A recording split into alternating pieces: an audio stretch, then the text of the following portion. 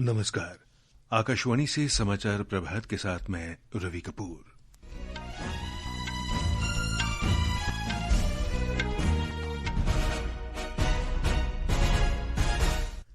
प्रधानमंत्री नरेंद्र मोदी आज दिल्ली में फिजी के प्रधानमंत्री सिरिसेना राबुका के साथ वार्ता करेंगे।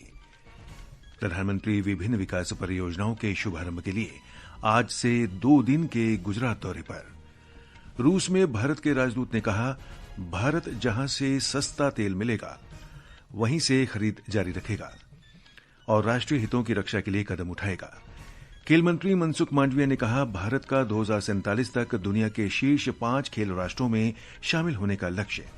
और कनाडा के विनिपेग में भारत की शर्वरी सोमनाथ शिंदे ने विश्व युवा तीरंदाजी चैंपियनशिप में अंडर 18 महिला व्यक्तिगत रिकर्व स्पर्धा का स्वर्ण पदक जीता। अब समाचार विस्तार से। प्रधानमंत्री नरेंद्र मोदी आज दिल्ली में फिजी के प्रधानमंत्री सिरिसेना राबुका के साथ वार्ता करेंगे। श्री मोदी फिजी के प्रधानमंत्री के सम्मान में आज दिन में भोज का आयोजन करेंगे। श्री राबुका 3 दिन की भारत यात्रा पर कल नई दिल्ली पहुंचे। श्री राबुका के साथ उनकी पत्नी सुलेती राबुका भी भारत आई हैं। प्रधानमंत्री राबुका की ये पहली भारत यात्रा है।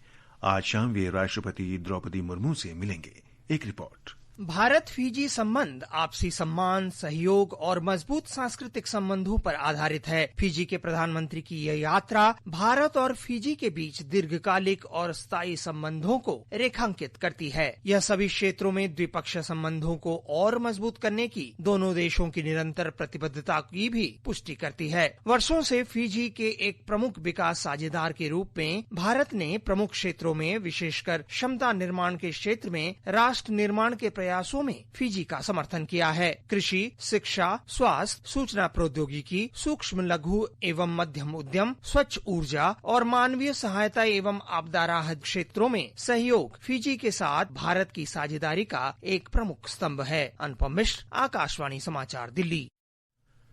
प्रधानमंत्री नरेंद्र मोदी 5,400 करोड़ रुपए की विभिन्न विकास परियोजनाओं के शुभारंभ के लिए आज से 2 दिन के गुजरात दौरे पर रहेंगे। वे आज शाम अहमदाबाद में जनसभा को भी संबोधित करेंगे। ब्यौरा हमारी संवाददाता से। विश्व स्तरीय बुनियादी सुविधाएं और बेहतर कनेक्टिविटी प्रदान करने के सरकार के संकल्प को आगे बढ़ाते हुए प्रधानमंत्री आज देश को 1400 करोड़ रुपए से ज्यादा की कई अहम रेलवे परियोजनाएं समर्पित करेंगे। इनमें 65 किलोमीटर लंबी महसाणा पालनपुर रेलवे लाइन का डबलीकरण, कलोल कड़ी कटासन रोड और बेचराजी रणुज रेलवे लाइन का गेज परिवर्तन जैसी परियोजनाएं शामिल है। इन परियोजनाओं से उत्तरी गुजरात क्षेत्र में ब्रॉडगेज की क्षमता बढ़ेगी और रेल कनेक्टिविटी और भी सुरक्षित, सुगम और तेज होगी।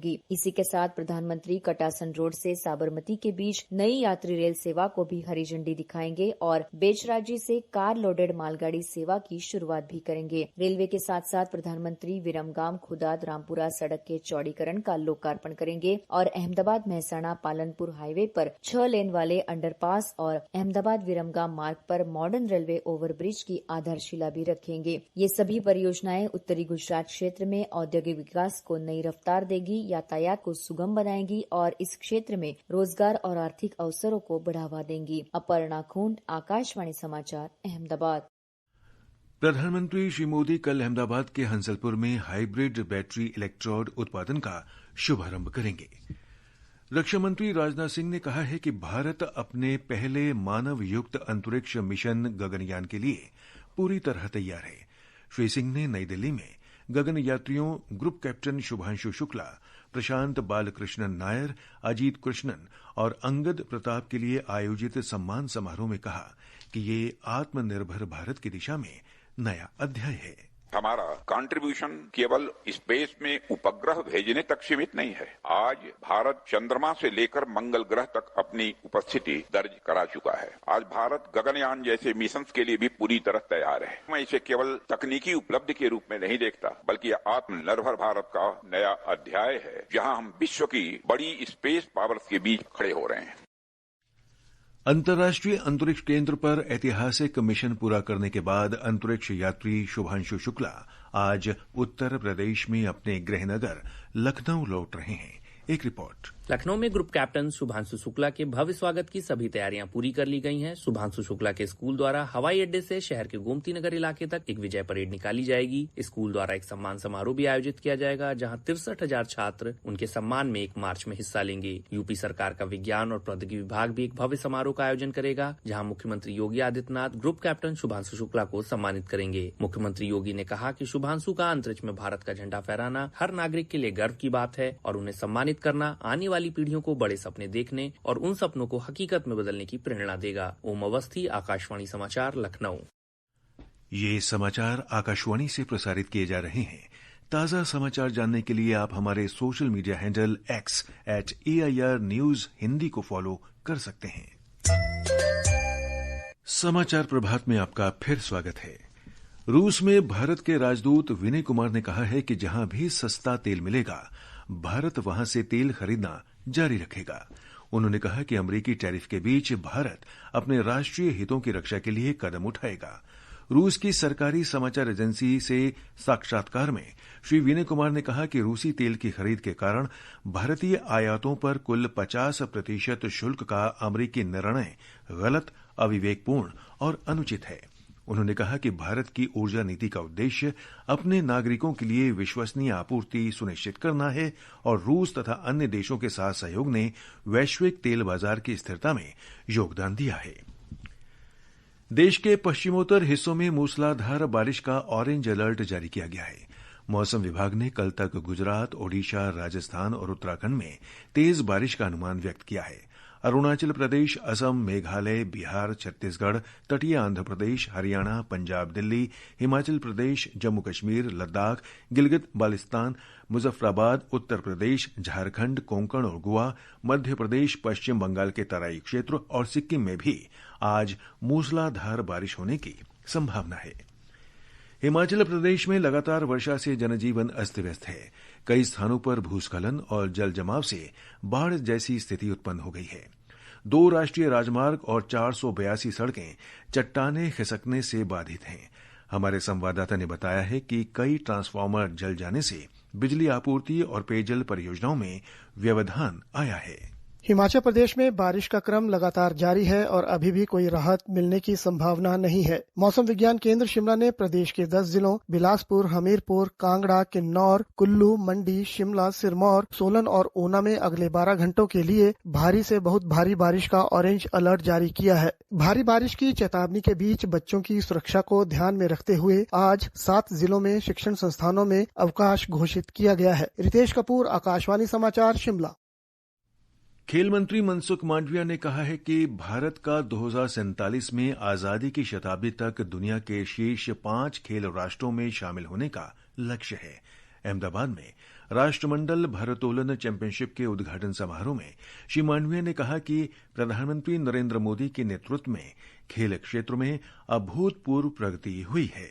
हमें ओलंपिक्स आयोजन की दिशा में आगे भी बढ़ना है और आने वाले 10 सालों में देश से 1 से 10 क्रम के स्पोर्टिंग नेशन में भी ले जाना है। 2047 जब देश आजादी का शताब्दी वर्ष मनाता हो, तब मोदी जी ने हमें लक्ष्य दिया है कि हमें 1 से 5 क्रम के स्पोर्टिंग नेशन में हमारा स्थान को अंकित करना है। और अब खेल जगत की खबरों के साथ हैं मृगनयनी पांडे। भारत की शर्वरी सोमनाथ शिंदे ने अंडर 18 विश्व युवा तीरंदाजी चैंपियनशिप में महिला व्यक्तिगत रिकर्व स्पर्धा का स्वर्ण पदक जीता है। उन्होंने कल कनाडा के विनिपेग में रोमांचक फाइनल में दक्षिण कोरिया की किम येवोन को 6-5 से हराया। इस टूर्नामेंट में भारत का ये दूसरा स्वर्ण पदक है। इससे पहले चिकिता त्रिपाठी ने अंडर 21 कंपाउंड व्यक्तिगत स्पर्धा में स्वर्ण पदक जीता। उधर भारतीय निशानेबाज ऐश्वर्य प्रताप सिंह तोमर ने कजाकिस्तान में एशियाई निशानेबाजी चैंपियनशिप की 50 मीटर राइफल 3 पोजीशन स्पर्धा में स्वर्ण पदक जीत लिया है। भारत 24 स्वर्ण, 9 रजत और 10 कांस्य सहित कुल 43 पदक लेकर पहले स्थान पर है। इस बीच सैफ अंडर 17 महिला फुटबॉल चैंपियनशिप में अनुष्का कुमारी की शानदार हैट्रिक की बदौलत भारतीय टीम ने कल थिम्पू में मेजबान भूटान को 8-0 से हराया। ये भारतीय टीम की टूर्नामेंट में लगातार तीसरी जीत है। भारत के 3 मैचों में 9 अंक हैं और वो बांग्लादेश और नेपाल से आगे है। अमरीकी ओपन टेनिस प्रतियोगिता में एमा रेडुकोनू ने जापान की एना शिबाहरा को 6-1, 6-2 से हराकर पहले राउंड में जीत हासिल की। 2021 में खिताबी जीत के बाद एमा की अमेरिकी ओपन में ये पहली जीत है। इस सीजन में अब तक उनके शानदार प्रदर्शन को देखते हुए अमेरिकी ओपन में उनसे उपलब्धि की उम्मीद की जा रही है। दिल्ली मेट्रो रेल निगम ने मेट्रो किराए में वृद्धि की घोषणा की है। एक सोशल मीडिया पोस्ट में डीएमआरसी ने कहा कि ये बढ़ोतरी मामूली होगी और किराया यात्रा दूरी के आधार पर ₹1 से ₹4 तक बढ़ाया जाएगा। एयरपोर्ट एक्सप्रेस लाइन के लिए ₹5 तक की बढ़ोतरी हो सकती है। किराया वृद्धि आज से ही लागू हो गई है। आकाशवाणी का समाचार सेवा प्रभाग आज रात 9:30 बजे फोन इन कार्यक्रम पब्लिक स्पीक में ऑनलाइन गेमिंग के नियमन विषय पर परिचर्चा प्रसारित करेगा। इलेक्ट्रॉनिकी और सूचना प्रौद्योगिकी मंत्रालय के सचिव एस कृष्णन परिचर्चा में शामिल होंगे। श्रोता कार्यक्रम के दौरान हमारे स्टूडियो में उपस्थित विशेषज्ञ से ऑनलाइन गेमिंग पर नए कानून, इसकी लत पर अंकुश लगाने और इससे होने वाली वित्तीय हानि से सुरक्षा सुनिश्चित करने के बारे में प्रश्न पूछ सकते हैं। प्रश्न पूछने के लिए टेलीफोन नंबर हैं 011-2371-7117 और 011-233-14444 तथा व्हाट्सएप नंबर हैं 928-909-4044। हैशटैग AskAIR के साथ एक्स पर भी सवाल पोस्ट किए जा सकते हैं। असम के मुख्यमंत्री हिमंता बिस्वा शर्मा ने कहा है कि पूरे राज्य में करीब 40 लाख महिलाएं स्व सहायता समूहों के माध्यम से सक्रिय रूप से आय सृजन में लगी हैं। ये वित्तीय सशक्तिकरण की दिशा में कल्याण योजनाओं की सफलता दर्शाता है। मुख्यमंत्री महिला उद्यमिता अभियान के दूसरे चरण में मार्गरीटा में देहिंग खेल परिसर में आयोजित जनसभा में श्री शर्मा ने कहा कि असम में करीब 4 लाख स्व सहायता समूह कार्यरत हैं, जिनके कारण ग्रामीण और शहरी क्षेत्रों में सामाजिक और आर्थिक बदलाव आया है। ये समाचार हमारी वेबसाइट www.newsoneair.gov.in और हमारे news on AIR mobile app पर भी उपलब्ध हैं। और अब आज के समाचार पत्रों की सुर्खियों के साथ हैं अलका सिंह। धन्यवाद रवि। एकीकृत हवाई रक्षा प्रणाली के सफल परीक्षण को लेकर आज समाचार पत्र अलग अलग सुर्खियों से भरे पड़े हैं। भारत में नए रक्षा कवच ने साधे सटीक निशाने, इस शीर्षक से हिन्दुस्तान लिखता है, देश ने वायु रक्षा क्षमता को और मजबूत बनाने की दिशा में बड़ी उपलब्धि हासिल की है। जबकि दैनिक जागरण का शीर्षक है, भारत के दुश्मन सावधान, मिशन सुदर्शन चक्र का शुभारंभ। उधर दैनिक ट्रिब्यून की सुर्खी है, नील गगन में रक्षा प्रणाली की दोहरी पहल।